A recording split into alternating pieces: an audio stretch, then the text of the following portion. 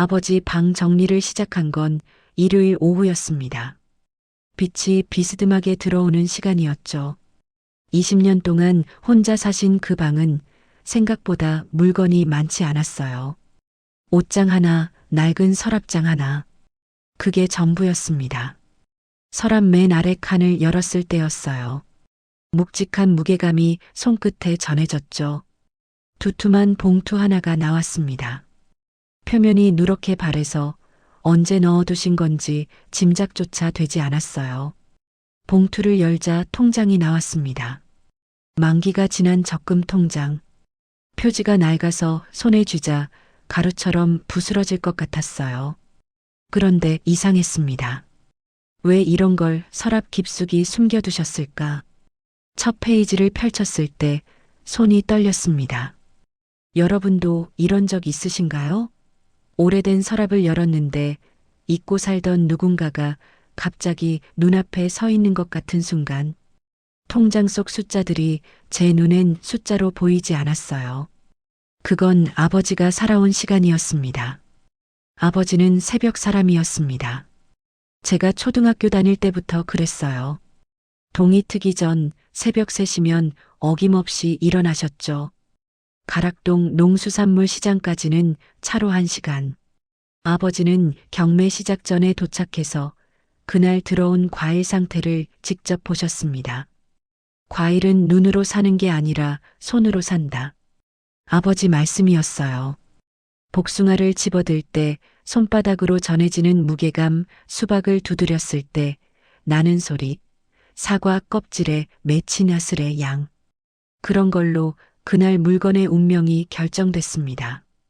저는 방학이면 가끔 따라갔어요. 형광등 불빛 아래서 아버지는 다른 사람이었습니다. 평소엔 말수 적고 무뚝뚝하셨는데 시장에선 목소리가 컸어요. 흥정하고 농담하고 때론 화를 내기도 하셨죠. 야, 이게 뭐야? 이런 거 보내면 내가 어떻게 장사를 해? 그렇게 소리를 지르시다가도 돌아서면 그 과일을 다 사오셨어요. 지금 생각해보면 아버지도 아셨던 것 같습니다. 저 사람도 먹고 살아야 한다는 걸. 그 시절엔 모두가 그랬으니까요. 1980년대 중반이었습니다. 서울 올림픽 준비로 온 나라가 들썩이던 때였죠. 건설 현장이 늘어나면서 인부들이 많아졌고 과일 소비도 덩달아 늘었어요. 아버지는 그 흐름을 읽으셨습니다. 지금이다 싶었어. 한 번은 그렇게 말씀하신 적 있어요. 새벽 시장에서 경매로 산 과일을 트럭에 싣고 낮에는 건설 현장을 돌았습니다. 공사판에서 일하는 사람들은 현금을 들고 있었고 시원한 과일을 찾았어요. 장사가 잘 됐습니다. 어머니가 살아계실 때였어요. 저녁마다 아버지는 하루 매출을 세시며 웃으셨죠. 어머니는 그걸 공책에 적으셨습니다. 검은색 볼펜으로 빼곡하게 얼마 들어왔고 얼마 나갔는지. 그때 아버지는 행복하셨을 거예요. 딸 둘 학교 보내고 좁지만 우리 집도 생기고 1990년대 초반까지는 그렇게 잘 굴러갔습니다. 그런데 IMF가 왔습니다. 1997년 겨울이었어요. 뉴스에서 매일 기업이 무너지는 소식이 나왔죠. 거리마다 실직자가 늘어났고 사람들은 과일 같은 건 사지 않았습니다. 쌀이랑 라면이 먼저였으니까요. 아버지 얼굴이 달라졌어요. 아침에 나가실 때랑 저녁에 돌아오실 때 표정이 같았습니다. 굳어 있었어요. 말씀도 더 줄어드셨죠. 그해 여름 저는 대학교 2학년이었습니다. 등록금 고지서를 받아들고 며칠 동안 말을 못 꺼냈어요. 아버지한테 어떻게 말씀드려야 할지 몰랐거든요. 아빠, 나 휴학할까? 조심스럽게 꺼낸 말이었습니다. 아버지는 TV를 보고 계셨어요. 제 말을 듣고도 한참 동안 화면만 바라보셨죠. 담배 연기가 천천히 올라갔습니다. 학교는 다녀야지. 그게 전부였어요. 다음 날 아침 식탁 위에 등록금 봉투가 놓여 있었습니다. 어디서 구하셨는지 묻지 못했어요. 그 시절 우리 집은 조용했습니다. 어머니도 동생도 저도 아무 말하지 않았어요. 그냥 각자 버텼죠. 참는 게 사랑이라고 배운 세대였으니까요. 여러분 집도 그랬나요? 아버지가 힘들어도 내색 안 하고 자식들은 눈치만 보고 말하지 않아도 다 아는데 그래서 더 말 못하는 그런 침묵이 계속됐습니다. 그러다 어머니가 돌아가셨어요. 2003년이었습니다. 갑자기였어요. 뇌출혈이라고 했죠. 아침에 쓰러지셔서 그날 저녁에 가셨습니다. 제가 병원 도착했을 땐 이미 늦었어요. 아버지는 울지 않으셨습니다. 장례식장 내내 의자에 앉아 계셨어요. 조문객들한테 인사하시고 담배 피우시고 그게 전부였죠. 장례 끝나고 집에 돌아온 날 아버지 방문이 닫혀 있었습니다. 불은 꺼져 있었어요. 저는 문 앞에 서서 한참을 서 있었습니다. 안에서 아무 소리도 나지 않았어요. 다음 날부터 아버지는 다시 새벽에 일어나셨습니다. 시장 가시고 과일 배달하시고 아무 일 없다는 듯이요. 저는 그게 더 무서웠어요. 그 후로 20년이 흘렀습니다. 저는 결혼했고 아이도 낳았어요. 가끔 친정에 들렀죠. 아버지는 여전히 혼자 사셨습니다. 같이 살자고 몇 번 말씀드렸는데 손사래를 치셨어요. 괜찮다. 나는 여기가 편해. 그렇게 말씀하시면서 손주 얼굴만 보셨습니다. 과일을 깎아주시고 용돈을 쥐어주시고 항상 그랬어요. 하지만 저는 알았어요. 아버지가 점점 작아지고 계시다는 걸. 등이 굽으시고 목소리가 잠기고 새벽 일도 이제 못 하신다고 하셨죠. 나이가 드니까 새벽에 못 일어나더라. 그렇게 말씀하실 때 아버지는 웃으셨어요. 그런데 그 웃음이 제겐 울음처럼 보였습니다. 작년 가을 아버지가 쓰러지셨습니다. 폐렴이었어요. 병원에 입원하셨는데 회복이 더뎠습니다. 나이가 있으시니까요. 한 달쯤 지나서 퇴원하셨어요. 저는 당분간 친정에서 아버지를 돌봤습니다. 아침마다 죽을 끓이고 약을 챙기고 아버지 방을 청소하면서 문득 생각했어요.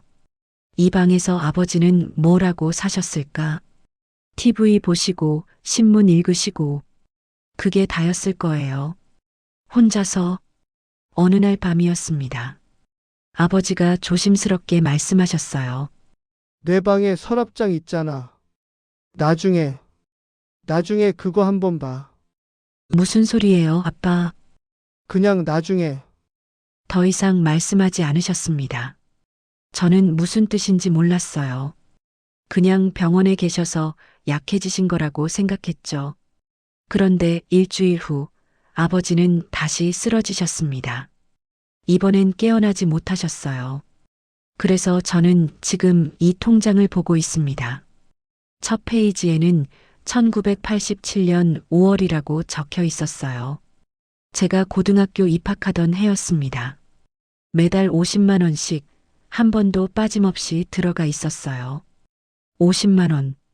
지금은 작은 돈일지 모르지만 1980년대 말에 그 돈은 쌀한가마니보다 비쌌습니다.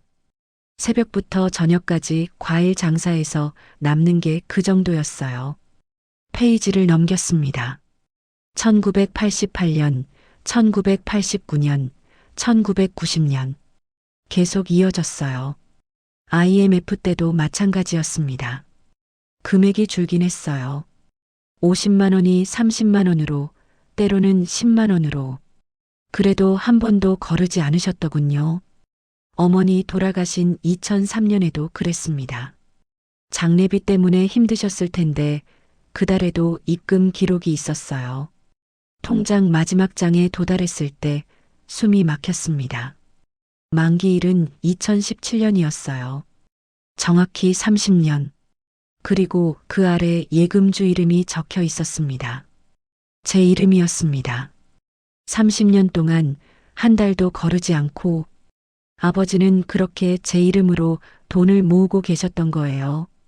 2억이 넘는 금액이었습니다. 왜 말씀 안 하셨을까요? 왜 만기가 지나도 찾지 않으셨을까요? 왜 혼자 그 방에서 이 통장을 서랍 깊숙이 숨겨두고 사셨을까요? 통장을 다시 들여다봤습니다. 표지 안쪽에 연필로 쓴 메모가 있었어요. 아버지 글씨였습니다. 삐뚤빼뚤하고 흐릿했지만 읽을 수 있었어요. 얘 결혼할 때 단 5글자였습니다. 저는 이미 결혼한 지 15년이 넘었어요. 아버지는 아셨을 겁니다. 제가 이 돈 없이도 잘 살고 있다는 걸. 그래서 말씀 안 하신 거겠죠. 아니면 혹시 만기가 지나고도 통장을 그대로 두신 이유는 이게 아버지한테 마지막 남은 제 흔적이어서가 아니었을까요? 매달 입금하던 그 시간들, 시장에서 돈을 세며 제 얼굴을 떠올리시던 그 순간들, 그게 아버지한테는 저와 함께 있는 시간이었는지도 모르겠습니다. 20년 동안 혼자 사셨어요. 명절에도 생신에도 손주 보러 오시라고 해도 오래 안 계셨죠.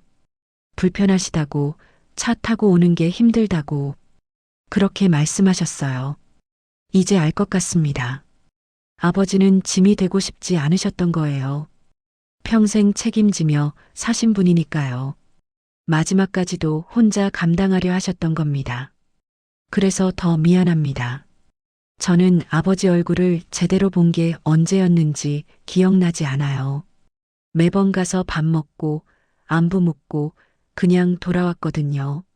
아버지가 뭘 생각하시는지, 외로우신지, 아픈 곳은 없으신지 제대로 물어본 적이 없었습니다. 여러분도 그러지 않으셨나요? 부모님이 괜찮다고 하시면 정말 괜찮은 줄 알고 전화 한 통이면 되는 걸 바빠서 미루고 나중에 하면 되지 하고 넘겼던 것들. 그 나중은 생각보다 빨리 왔습니다. 통장을 덮었습니다. 창밖으로 해가 지고 있었어요. 아버지가 혼자 보셨을 풍경이었습니다. 20년 동안 매일 이 방에서 혼자 해지는 걸 보셨겠죠. 이제 이 통장은 뭘 의미할까요? 돈?